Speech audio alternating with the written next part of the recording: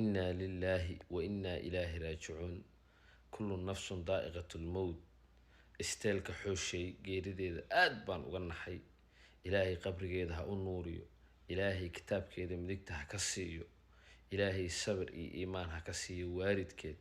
iyo asxaabteed iyo dhammaan intii garanaysay dabcan waxay ahayd qof aad looga yaqaan baraha bulshada aan u duceyno walaasheen maanta ayay ku ekeed saacadeeda qof walbo inaga mid waa uu dhimanayaa qof saacad loogu daraya ma jirto ama qof saacad laga soo hormarinayo waa wada dhimanaynaa walaalayaal oo aan ilaahay u laabano oo aan iscafino oo aan iska dhaafno xumaanta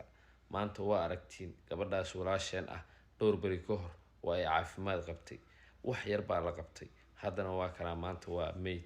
ilaahay ha u naxariisto isteelka xooshay ilaahay annagana gadaasheeda nama fidnayo ilaahu gabadhaas walaasheen u naxariiso ilaahu qabrigeeda u waasic